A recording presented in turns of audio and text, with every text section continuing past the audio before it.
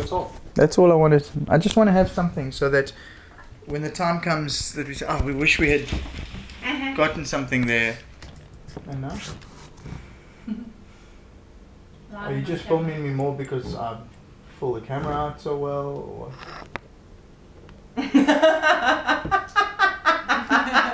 That we have to do. That has to go into the video. From exploring and seeing the vast oceans on our planet, and now I'm into probably the greatest and most strenuous journey that I've ever undertaken. Partnering with my blind friend Chris and building a house. We've got a guy who's busy leading this build who can't tell a straight line from a skew line. This can't be a recipe for success, or can it? So Riaan's taking on the role of foreman. Basically, he's going to be my eyes. I just want to get stuck in and prove that a blind man can do anything that a sighted person is able to. I guess when we named this building Blind, we wanted to be honest about what we were going to do. But when you say it over and over, it gets scarier and scarier. We are going to be building blind.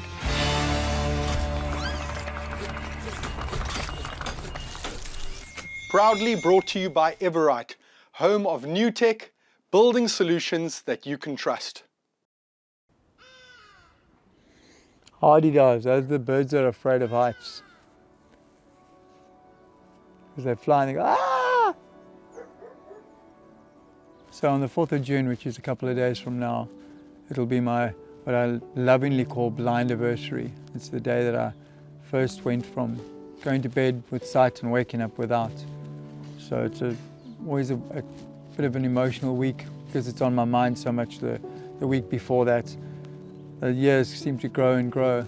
It's almost like I had a new birth then, but born as a blind person. And yeah, it's always a little bit of a heavy weight on my shoulders around that. And it's interesting because every year I feel this way, and then the following day I'm like, oh, what the hell? Just deal with it. You can make excuses or you can make it happen. I'm here to make it happen, not to make excuses. But sometimes there's a lot of weight, a lot of responsibility, a lot of things that I wish I could do that I can't do. And just something so simple like knowing where the line is in the soil that I have to cut. Without help, I can't do that. That's a big pill to swallow.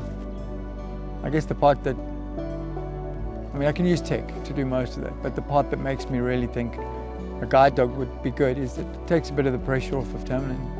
She suffers through this as much as I do. It's hard for her. Everybody forgets about the person that is at the side of the person going blind. We think about, oh, poor blind guy, he's got to struggle forever. But what about my partner? She had the same emotional struggles, she had the same hurdles. She had to also learn how to live alongside a blind person. So I guess this time of the year is tough for me, but maybe for her as well. The South African Guide Dog Association has contacted me a couple of times and tried to get a guide dog in my hands. And you know, from friends that work with guide dogs, I know that it would be a great asset. But the other side of me says, do I really need it? I use tech to navigate. I've got good people around me. Maybe there's someone else that needs that guide dog more than me. Let's see, maybe in the next couple of years, but certainly not right now. Let me first finish building this damn house. When I first went blind, I was talking on one of the local radio stations about my scooter trip and subsequent sight loss.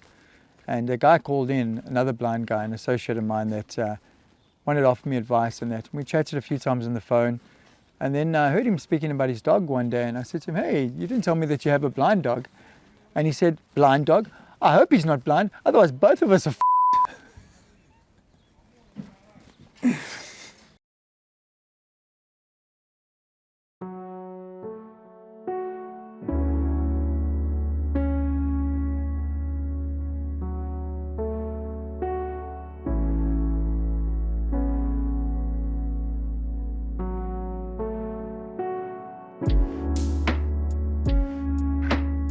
It's always nice to be in the cave looking at the palace rather than in the palace looking at the cave. So we're in the cave looking at the palace. That's true. I was feeling quite down on the anniversary of my sight loss, and then I found myself the following morning sitting on the land, just listening to the roosters crow and the distant dogs barking and hearing the cars buzzing, people going to work, and I reminded myself why this is such an important move, why this is going to change our lives, and it's going to make me so much more mobile. Yeah, you can't always just be building and worrying and stressing. You have to sometimes do cool things with your family as well. So I took my family on a wine tasting experience to the wine farm, which we actually overlook from the land. We look at the vineyards, and that was phenomenal. We hauled our cameraman Jacques there and my friend Jim, and we went and had cheese platters, and we sampled all their different wines and left quite pickled. But that's fine for me, because another big advantage of being blind is that I never have to be the designated driver. I'm not a huge wine drinker. I'm quite a snob when it comes to wine drinking. I really do like bubbly. And there's different wines. Obviously, a dry white works nicely with fish, and good red wine goes great with red meat and everything. But I do some charcuterie. And there, it's really nice to blend wine and garlic and fennel and things like that, and salamis and things like that. So I've gotten to appreciate that. What's also very valid, most people don't realize it, is that plonk is for the bin, not for food. The better quality wine that you use in your cooking, the better the meal will be. That much I can assure you of. Better to drink the plonk. Mix it with Coke and make a tembo or something, but if you want to make a really good Calabrian style salami, you use fennel, garlic and a good red wine, and then you're sorted. So Chris, this is phenomenal. Masha's given us the same wine in a different shaped glass. Okay. So can you taste it now and tell us if it tastes different? Sure. Okay, tell us how it tastes. I dare not spill a drip of this. Okay. You see, you have two hands, one wine glass for each hand. I always say to this little child, would you like an ice cream? Sure. Would you like two? Two? I said, well, how many hands have you got? Two?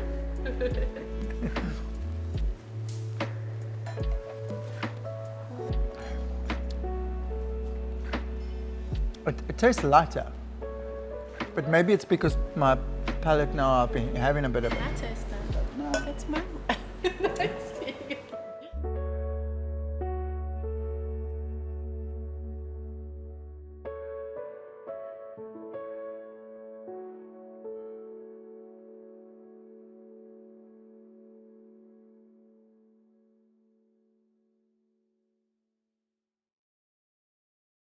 Shem, I just want to say how's it to the builders quickly, man. Shem, normally greet them. How's it going? You okay? Good. Shem, and sorry, I didn't... Are you the only one on site? Sorry? Are you the only guy on site now? Yeah, Where are the other guys? I'm on today. No, man. I'll help you. Where do you want? Where's this going? Where's this? Nah, where's this going? No, Tell me. boss. No, man. Yes, see, this is not good. Chris, how can you only have one guy on the site, man? Dude, I'm not working today. Just relax. Yes, see, poor oak, like doing like 10 guys' work. Listen, I've got something to tell you on camera. Yeah, Remember tell me. No, on You can camera. tell me, yeah. Come walk with me. I want to see this. Wait till there's a camera. Is there Jock? Jock will follow. Wait, watch out there. There's the bricks, yeah? Are you happy with these bricks? Yeah. Well, bricks. And this is where they tipped out the last bit. No, a bit more than the rocks are in front of us. I just wanted to see the foundation. Stop, yeah, stop. It's like it's hard when I'm with you. Yeah, no, stand still. Where are you going? Are you taking Oh, me I thought you somewhere? want to go in the foundation. No, I'm happy here. Okay, so I've made a big life decision. I'm immigrating. No, I'm Oh. just kidding. Yes, okay. I'm getting a guide dog.